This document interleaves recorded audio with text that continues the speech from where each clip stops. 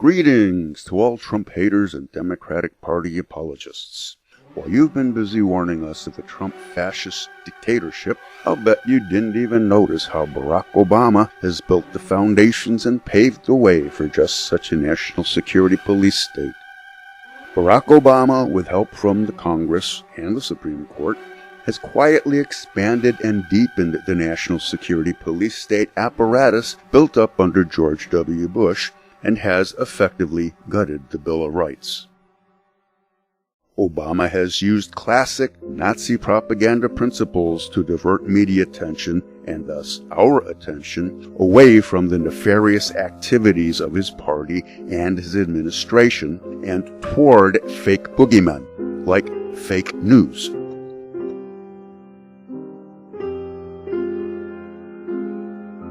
His latest play, Obama has, without proof, blamed Russia and Vladimir Putin for allegedly hacking various emails and interfering in our election. While focusing on this story, the media didn't examine or report on the contents of the leaked emails revealing the misdeeds of the DNC, the Clinton campaign, the Democratic Party, and the Obama administration, and mainstream media's collusion in all of it.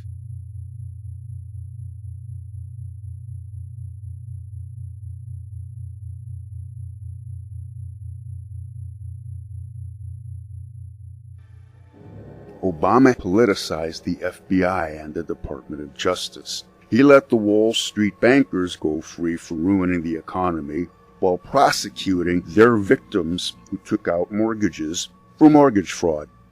He gave Hillary Clinton a pass on all her crimes, but he has relentlessly prosecuted and persecuted government whistleblowers. His last-minute pardon of one of those whistleblowers was just for show. Being one of the last acts of his administration, we are more likely to remember that pardon than all the other whistleblowers he put in prison and has kept there.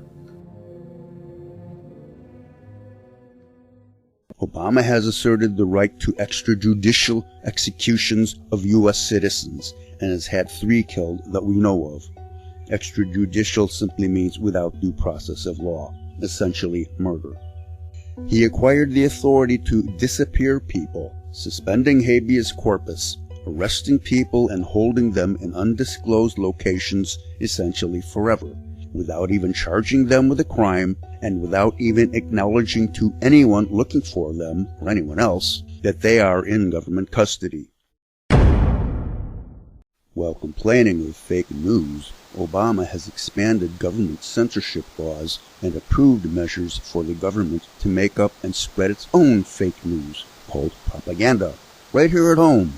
Various U.S. government departments and agencies have made deals with mainstream media outlets for this.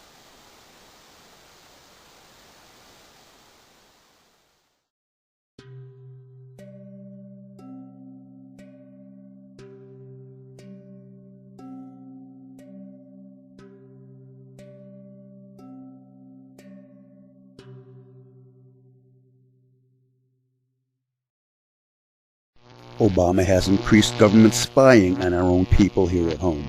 Current laws allow for warrantless searches by some agencies for some purposes, like the infamous national security letters used by the FBI. Through a series of laws passed by Congress and signed by Republican and Democratic presidents, the requirement to get a search warrant for some kinds of spying and searches went from the standard of probable cause of a crime to government need. The recent USA Freedom Act permits the NSA to get a warrant for any information on anyone, named or unnamed, without the need to show probable cause. One court-issued warrant authorized the surveillance of all 115 million domestic customers of Verizon. Here's where it gets deep. Now, the Obama administration has authorized the NSA to share any of its information with other intelligence agencies, which can then share the information with law enforcement agencies based only on government need. And they don't need a warrant to get this info. Considering the abuses by law enforcement in the 1960s and 70s and the gross violations of personal liberty and constitutional standards by the NSA, we should all be very concerned about this.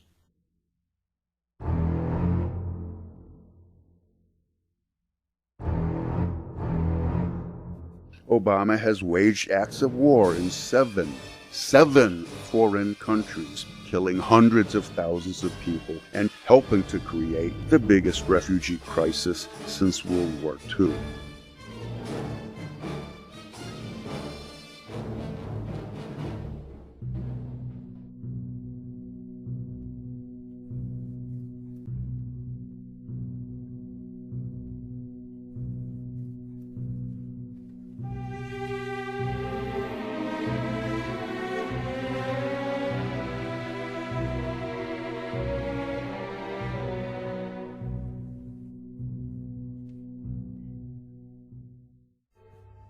Who benefits the most from endless foreign wars? From the buildup of the national security police state.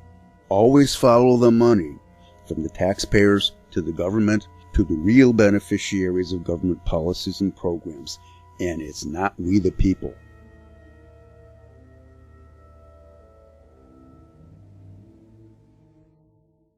President Trump doesn't have any more authority or power than President Obama had. To whatever extent Trump uses or abuses that authority and power, he stands on the shoulders of George W. Bush and Barack Obama.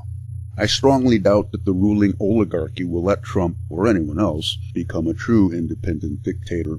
I do expect the national security police state to expand and go deeper into domestic law enforcement, making things more dangerous for poor people, minorities, and activists. I've been saying for decades that we need to apply higher standards to people we vote for public offices. Instead, we have followed the relative path of lesser evilism, and the lesser evil got lesser and lesser, and our standards got lower and lower. And now we have President Trump, and Barack Obama seems like a pretty good president in comparison. Like natural gas is pretty good for the environment compared to coal.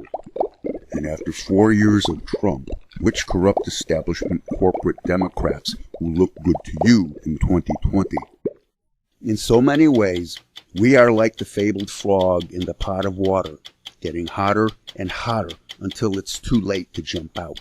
The two-party system is that pot of water. Is it too late to jump out and save ourselves, our country, and our planet?